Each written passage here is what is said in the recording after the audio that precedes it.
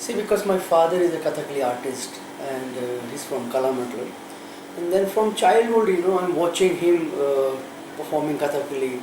And that inspired me somehow to take some interest to learn this Kathakali form. Then in the home only, my father started to teach me. And that time I was around 16 and 2 years under I started learning Kathakali. That was little tough for me to to learn because it was a very tough, difficult dance form, Kathakali. But because watching him and the whole atmosphere in the house is like a Kathakali, watching, listening and watching his guru's performances whenever they come to Delhi. So that was the whole interesting environment around me to be in part of Kathakali dance form, to understand very closely. Then slowly because my uncle was the student of Narendra Sharma. Okay. And Narendra Sharma was the first person who introduced contemporary dance in Delhi. Okay. And he was the student of Uday Shankar. Okay. And Uday Shankar was the pioneer of Indian contemporary dance who introduced contemporary dance in India. So, I was in both the side, like one side in contemporary, was watching my uncle doing contemporary dance and my father is Kathakali dancer. So in between I was there. Okay. It was so interesting journey, to understand both, and both the field is two different areas. But given me a lot of help to understand the essence or the strength inside Kathakali and the freedom and expression of freedom in contemporary dance. Then I joined Narendra Sharma's company Bhumika, and I was the student first year. Then I joined Narendra Sharma's company, and I was company member next 5 years. That was, I'm talking about 89. Okay. From 89 to 94, I was a part of Bhumika company, learning contemporary techniques, understanding the choreography. Is very different from the structure form of Kathakali and to going to the world of contemporary. So it was so interesting journey, for me, because my base was the Kathakali. Okay. So it was not very difficult to understand the movement or the variations which is happening in contemporary dance. So Kathakali has given me a lot of help to explore in contemporary dance and the philosophy of contemporary getting from Narendra Sharma. It was so interesting.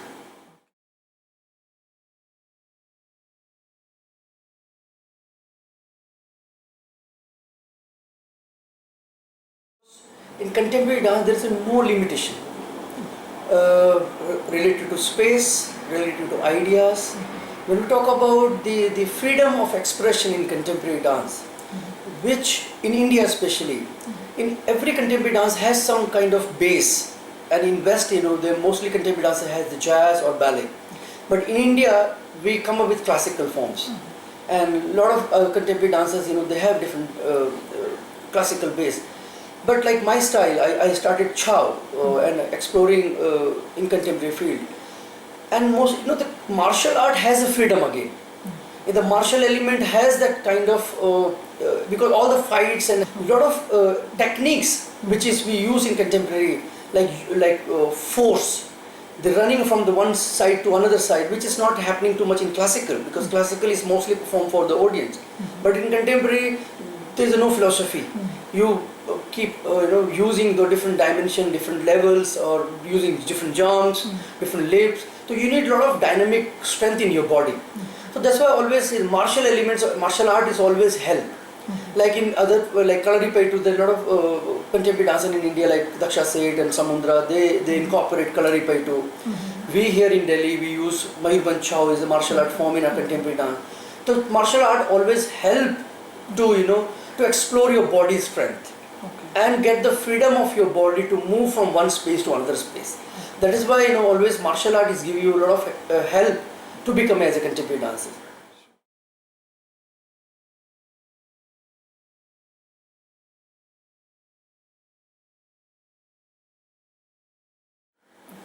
See, Mayurbhanj Chhau technique, because Mayurbhanj Chhau initially was the tribal form, Mayurbhanj Chhau. Then the martial element came later. When Maharajas, during the Maharaja's time, that Chhau came to the palace. And Maharaja felt this is an interesting form to keep preserved. And then they appoint Ustad to develop that particular form. And during the development of, there's a different activities came from daily routine activities, from animals, from nature, from mythology. So in Mayurbhanj Chhau there are different phases, from tribal to the martial to the mythology, daily routine activities. And we have 36 uflis and 6 chalis. And 6 chalis came from water. And this is basic. And each chali has, like Sada chali is called still water. And Lohra chali is the wavy water. And the Dehu chali is the ripple water. So each chali has a different inspirations taken from water.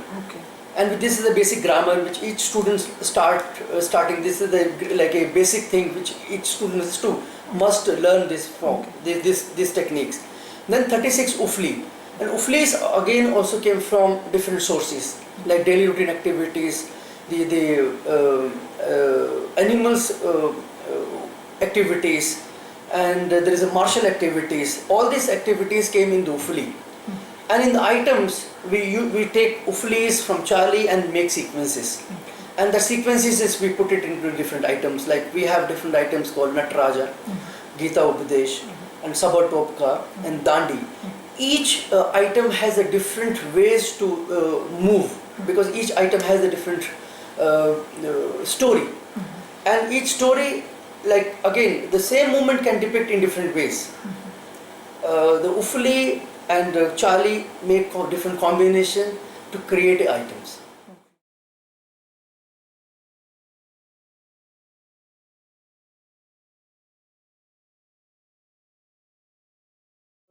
My base was Chhau, because after learning Kathakali, then contemporary, then I started Mayurbhanj Chhau. And Mayurbhanj Chhau is giving me a lot of scope to contemporize my own creations. And in my productions like Game of Dice or Nataraja or different project like last production called Mystical Forest. But when we use Chhau movements in our contemporary work, it's not like we are just using the Chhau movement and putting into the contemporary work. We do a lot of research work. Like a company dancers, they have just training in Chhau. But we don't use too much like traditional sequences in contemporary work. We do a lot of improvisations. We do a lot of research work. How we can use Chhau movement in our contemporary work to don't lose the essence of traditional Chhau. So there is a lot of process which we follow when we are creating a production. So the production theme is very important than the Chhau movement. The Chhau movement is not like a patching work. We are not taking movement and putting into the production. So this only the base is a Chhau, but there is a lot of other philosophies which we use. A lot of inputs coming from each dancers. There's a lot of improvisations, a lot of modification which we do. It's just like the training base is the Chhau, but there are a lot of different elements which we use in contemporary productions.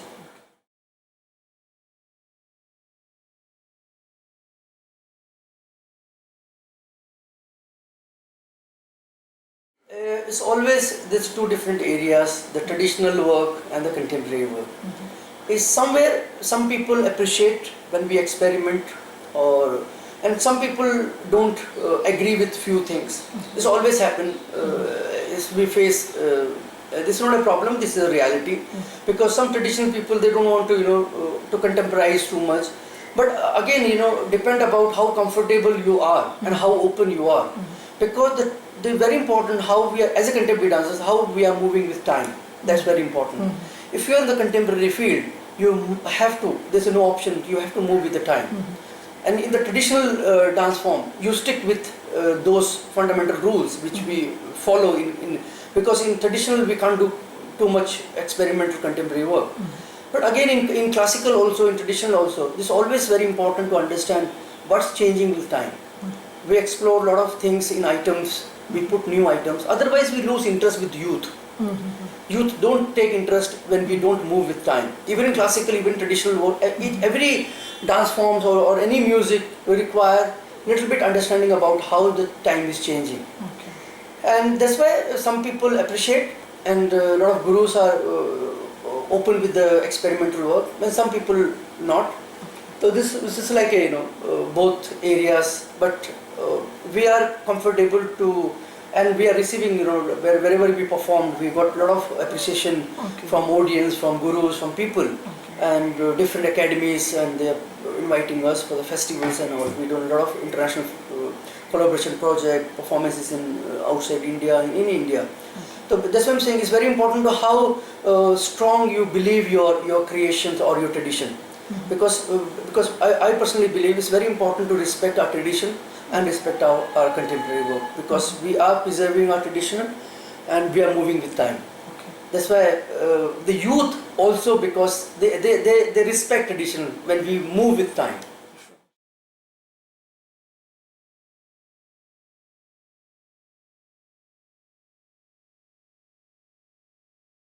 You know that initially when these forms started, like Chhau or Kalaripetu or Kathakali, it's a male-oriented form. But from the last few years, there are a lot of women are started to learn all these forms, because the women are getting opportunities. And as I say, I think it's a very important aspect also.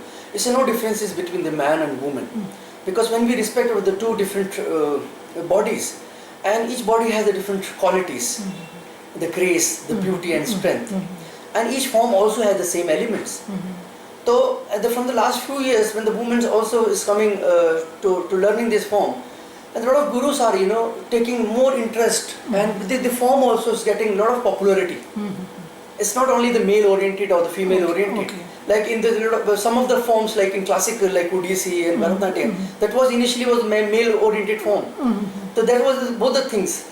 I think it's good that a lot of women are started to learn this form, and that's why this is a balance.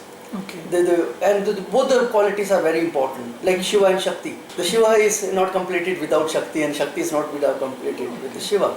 So I think it's a very good time where both the woman and man is doing the same kind of forms, Kathakali and Mayurbhanj Chhau. I think it's a very, very good beginning.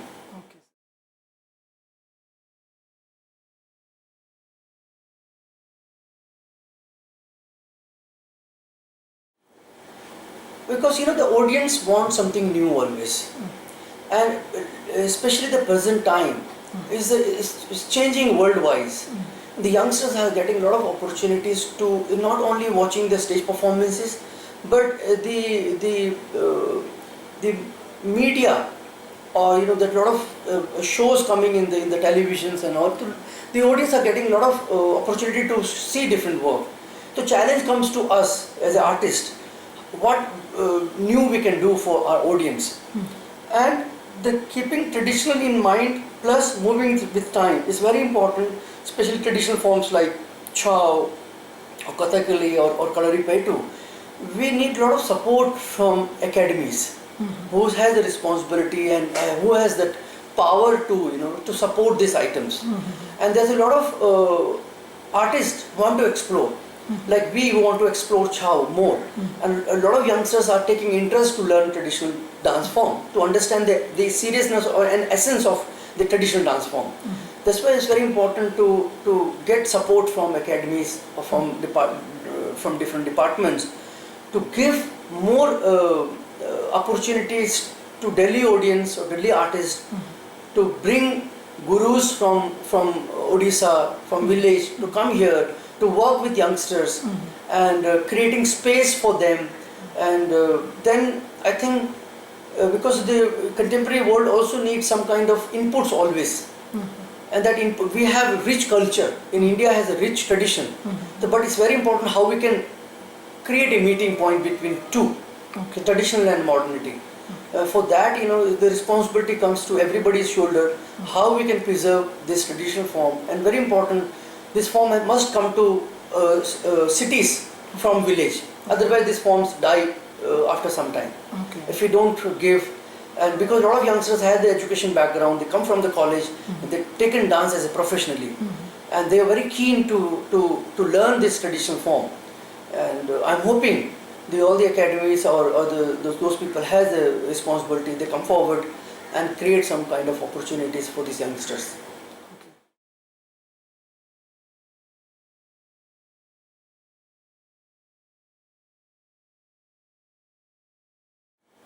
Yeah, that very important thing, the training aspect. when talking about Chhau, like Chhau has a grammar. And when we start teaching to the students, we give them the knowledge about what is the basic, the techniques in Chhau. And we give the basic exercise like choker position, dharan position, the numan, the basic exercise. And we give the little bit more concrete base to each students before they are jumping to the contemporary work. We create a base to understand about, and body must feel comfortable to at least understanding your own body, how comfortably you are moving with the traditional forms, and understanding about the beauty and essence about the Chhau.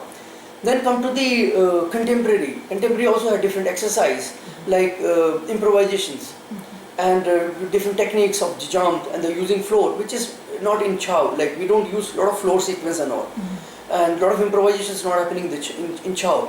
The simultaneously because we keep the very basic Chhau training, where we are teaching the grammar, the uflis, chalis, and the different exercise in Chhau to understand the whole the body and mind going to the traditional. This is the traditional aspect of Chhau.